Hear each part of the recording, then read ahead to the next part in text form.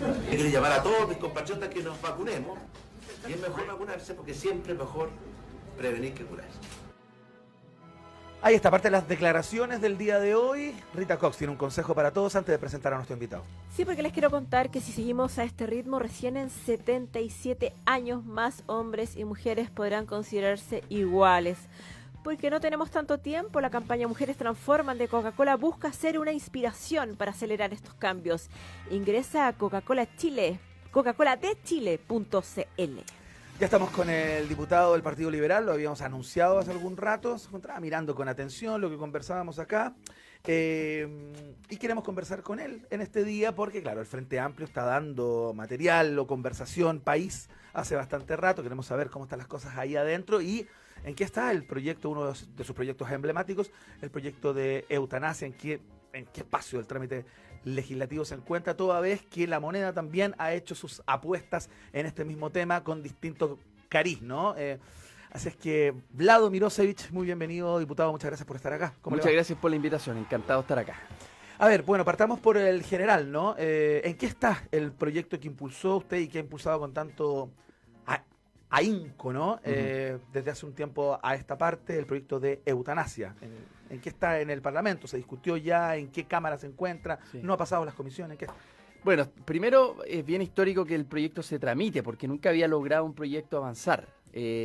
Nosotros logramos que se aprobara en general el proyecto en la Comisión de Salud, claro, ya es bastante histórico, y continúa su tramitación en particular. El martes recién pasado votamos una serie de artículos, o sea, continúa, va avanzando como nadie lo esperaba originalmente, pero el proyecto avanza, y yo diría avanza bien. Hay una mayoría de parlamentarios de oposición que aprueba el proyecto. En Chile Vamos, en cambio, hay una posición más bien dogmática con respecto a esto, a pesar de que en privado reconocen no ser tan dogmáticos, en público ponen una posición distinta.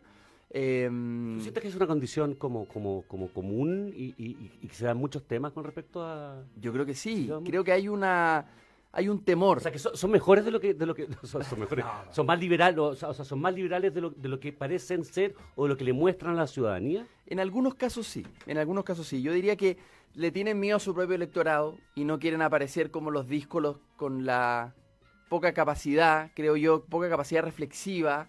Es más fácil quedarse en el lugar común, en el dogma histórico, y por lo tanto no se arriesgan, la mayoría no se arriesga. Contamos con un voto de Renovación Nacional que aprobó el proyecto en general en la comisión. Sin embargo, cuando uno conversa con los parlamentarios, la mayoría entiende que esto es de necesidad, pero imperiosa. O sea, todos hemos tenido casos de familiares que hemos visto el sufrimiento en circunstancias extremas, y no un problema puramente ideológico. Te iba a preguntar si, porque todos hemos tenido, pero al extremo de querer aplicar esta medida, porque uno piensa en Fuenzalía y la seguridad, él lo vivió en carne propia. Uno piensa en Boric y su obsesión ahora con el tema salud mental. ¿A ti te tocó de cerca una situación que clasificaba para dar esta ayuda? No exactamente, no exactamente. Me ha tocado ver el sufrimiento en general, pero no un caso de un familiar que lo pida. Mis padres sí me han dicho con total claridad que en una circunstancia así ellos creen que tienen que tener el derecho a elegir. Le gustaría habitar en un país en que existe. Exactamente, me lo han dicho con claridad. Ahora, es verdad que el proyecto lo presentamos desde una mirada más bien de convicciones laicas y liberales. Esa fue la original.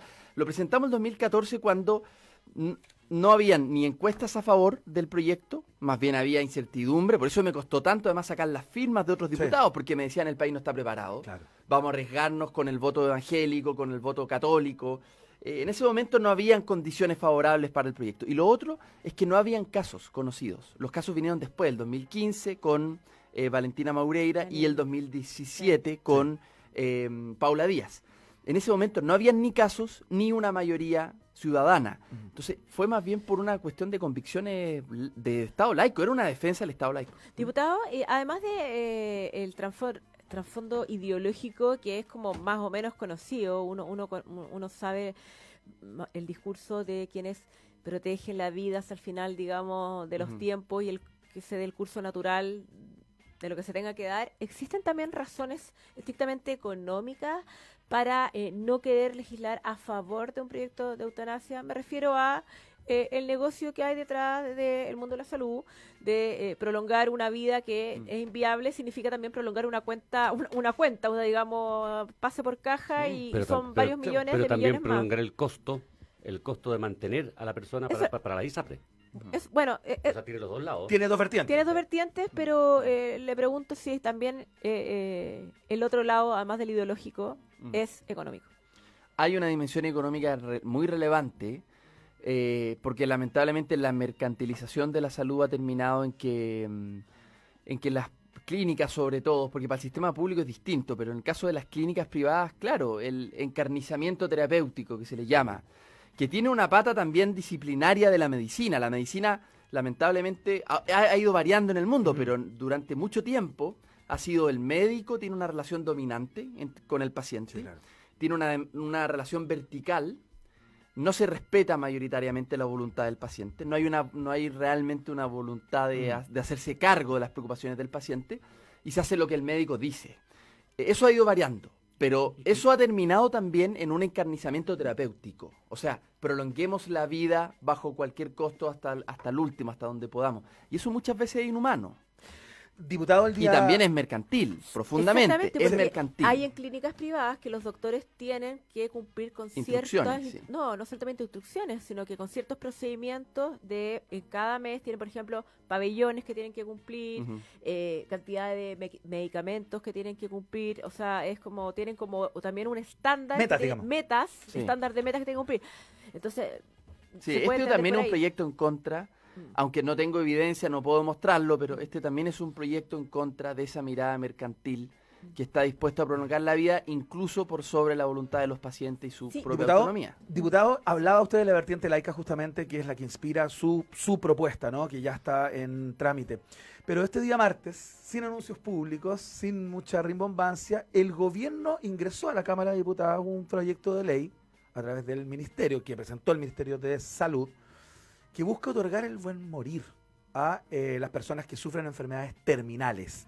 Me da la impresión que la inspiración de este proyecto de ley es justamente la contraria, ¿no? O podría estar como en las antípodas. A ver si me explica, yo imagino que usted ya lo leyó con atención, qué es lo que le trae y si viene a competir directamente con el que usted presentó, ¿no? Bueno, el proyecto del gobierno es una gran decepción, porque ellos prometieron durante 7 meses que estaban trabajando en un proyecto para ampliar el derecho a cuidados paliativos. Hoy día está solo reducido a aquellas enfermedades que son oncológicas, de cáncer. Ajá. Los pacientes de cáncer tienen derecho en Chile a cuidados paliativos. El resto no tiene. ¿A Por qué lo- le llamamos cuidado paliativo? Perdón, para que entendamos Hay, bien esta básicamente nomenclatura, ¿no? en los hospitales hay unidades en donde hay médicos paliativistas que se encargan, una vez que ya no hay curación, Ya. la ciencia llegó a su límite, Claro. lo que hay entonces es solamente curar el dolor, frenar el dolor en la medida de lo posible. Perfecto. No te mandan para la casa a pasarlo pésimo. Claro. Sí.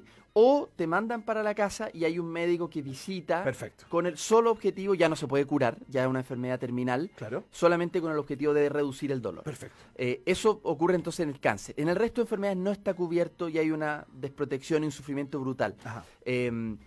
El gobierno entonces nos prometió Ya. que iba a ampliar este derecho al resto de enfermedades. Ok. Cuestión que es muy razonable y nosotros lo apoyamos desde el primer minuto. Sin embargo, el proyecto viene con presupuesto cero. O sea, yo leí el proyecto con muchas declaraciones rimbombantes, interesantes, ¿Ya? pero al final dice informe financiero firmado por el ministro de Hacienda, 0 pesos. Entonces Ya. yo digo, ¿cómo es posible? Porque después de este proyecto, si nosotros lo aprobáramos, ningún nuevo paciente va a tener derecho a cuidados paliativos.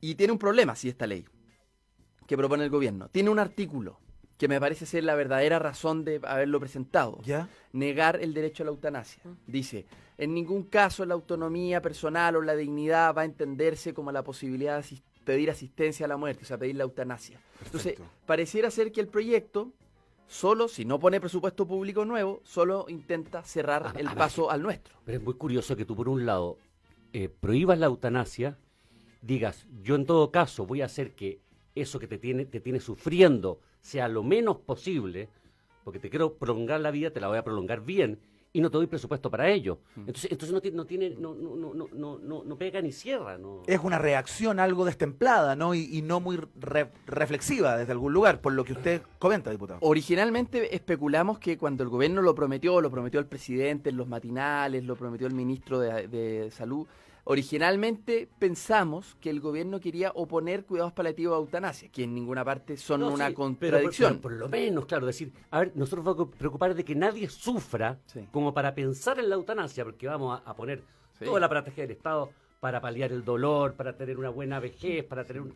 Ahora, Eso es lo que decían, pero ni siquiera está eso. ni siquiera, o sea, la confirmación es de nuestra sospecha original. Este es un proyecto para frenar el nuestro, no para garantizarle un nuevo derecho al cuidado paliativo a alguien que está sufriendo, porque no lo hace en la práctica. La palabra eutanasia es sumamente amplia. Para entender el proyecto, ¿cuáles podrían ser los 2 o los 3 pilares como para entender bien cómo acercarlo, digamos, a los auditores en qué situaciones estamos hablando de eutanasia? Porque hay varios tipos. Este es un proyecto minimalista. A mí me gustaría que fuera mucho más amplio en términos de las causales, pero hay espacio político en la sociedad chilena hoy para este proyecto, que es 2 grandes causales. Enfermedades terminales, o sea, cuando ya es simplemente incurable, ya la ciencia médica no ofrece una cura y una solución.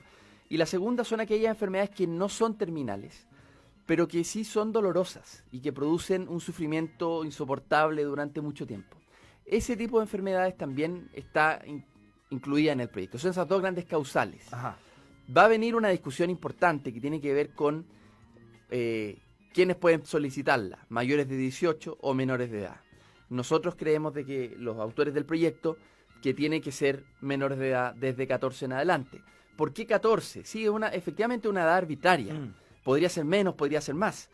Pero en la legislación chilena ya hay antecedentes. Por ejemplo, en la identidad de género y en aborto, en donde se establece una cierta autonomía relativa para menores de edad a esa edad.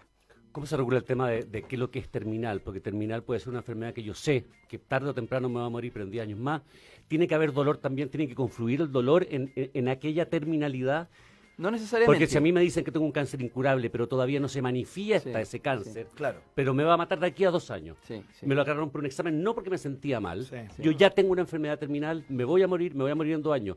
Ya accedería a la posibilidad de decir, ¿sabes que en realidad yo me voy a saltar todo el proceso desde el día 1 de dolor? ¿O tiene que confluir ya cierta condición que no se puede sostener? No, el proyecto original está inspirado en si es que una persona sí lo desea, evitar su sufrimiento. Por lo tanto, basta con el diagnóstico original. Si tú tienes ya el diagnóstico de un cáncer terminal, y en terminal entendemos por aquella enfermedad incurable y que está próxima a la muerte. En el fondo se puede prever en un plazo determinado por el diagnóstico que esa persona va a terminar falleciendo producto de su enfermedad. Eso es como el meteorito que se sabe que viene el meteorito a la Tierra, que nos queda una semana de vida. Okay. Ahora, si no está manifiesto y no produce dolor, no es necesario. El dolor no es una causal en sí mismo, sino que basta tener el diagnóstico médico. Diputado, ¿y qué pasa con la objeción de conciencia? Lo vemos en el tema del aborto. ¿Qué pasa con la objeción de conciencia? Porque uno podría estar en un recinto hospitalario, digámoslo de esa manera, o una clínica, donde exista una sensibilidad ideológica que no permitiese a esos médicos, o una expresión filosófica de